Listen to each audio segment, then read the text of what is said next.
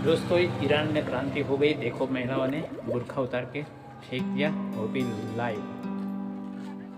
क्योंकि आज के ज़माने में वैज्ञानिक युग में महिला भी समझ रही है कि हमारे ऊपर मर्दों का अधिकार नहीं होना चाहिए, और सभी ने एक साथ देखो बुर्खे उतार दिया। तो आने वाले समय महिलाओं के लिए हैं, और मान सम्मान जो अभी तक धर्म के नाम पे कुचले गए उन्हें हम सम्मान करते हैं, महिला शक्ति को नमन करते हैं। भारतीय युवा दिल से सलाम करते हैं ऐसी महिलाओं को। तो भारत में भी ये होना चाहिए। सत्य के लिए, मानवता के लिए नारी शक्ति का भी उत्थान होना चाहिए, उन्हें सहयोग हमें देना चाहिए। तो कैसे लगा वीडियो? अच्छा लगे तो ज़रूर एक लाइक, शेयर और सब्सक्राइब कीजिए, क्योंकि नारी शक्ति ही देश की सबसे ज़्यादा घर परिवार को चलाने वाली है। मातृशक्ति के रूप में हम उसे देखते हैं भारतीय संस्कृति के अनुसार। चलिए देख लेते हैं और एक क्रांति।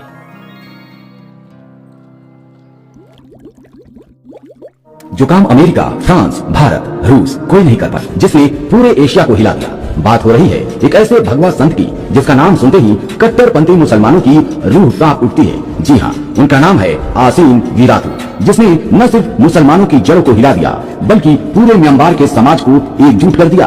उस वीरातू ने जनता के सामने सीधा सवाल रखा, हम कब तक चुपचाप हिंसा और अन्याय सहते रहेंगे? कब तक अपने ही घर में पराये बनकर जीते रहेंगे? अगर आज हमने आवाज नहीं उठाई तो कल अपने ही देश में शरणार्थी कहलाएंगे। साधु के शांत वेश में छिपे इस योद्धा ने गीता का हवाला देते हुए कहा कि सच्ची शांति के लिए कभी कभी युद्ध अनिवार्य हो जाता है। यही वो क्षण था जब म्यांमार की भीड़ बिखरी हुई भीड़ से बदलकर एकजुट जनसागर में बदल गई, जिसने पूरे म्यांमार में भूचाल ला दिया। मुसलमानों के 786 नंबर की तरह उन्होंने 969 नंबर को बौद्ध राष्ट्रवाद का पहचान चिन्ह बना दिया। उन्होंने जोश में कहा, सच्चा देशभक्त वही है जिसके पास 969 का निशान है। तुम खरीदारी करो तो सिर्फ 969 वालों से, टैक्सी में बैठो तो सिर्फ 969 वालों की, और खाना खाओ तो सिर्फ उन रेस्टोरेंट में खाओ जहां 969 चमक रहा हो। देखते ही देखते यह नंबर पूरे देश में फैल गया। बाजारों से लेकर गलियों तक, घरों से लेकर मंदिरों तक, हर जगह जहां 969 गूंज सुनाई देने लगी। लेकिन इस लहर का सबसे बड़ा असर मुस्लिम व्यापारियों पर पड़ा। उनकी दुकानों में सन्नाटा पसर गया, ग्राहक गायब हो गए और उनकी टैक्सी में बैठने वाला कोई नहीं बचा। हालात इतने खौफनाक हो गए कि मुसलमान लोग 969 लगे वाहनों और दुकानों के पास से गुजरने तक से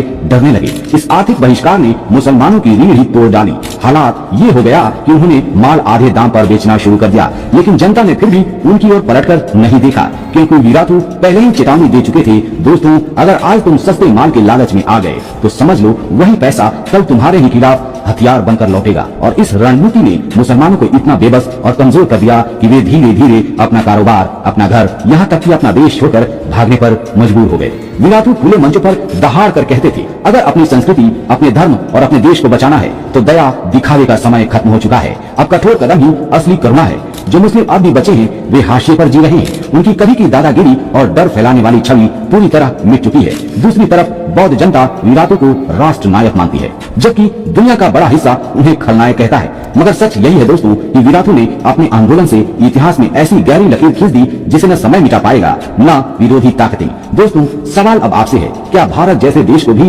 एक वीरातू की जरूरत है? क्या यहाँ भी कोई ऐसा संत उठकर सामने आ सकता है जो राष्ट्र के लिए, धर्म के लिए कठोर फैसले ले? आप अपने विचार जरूर कमेंट करके बताएं।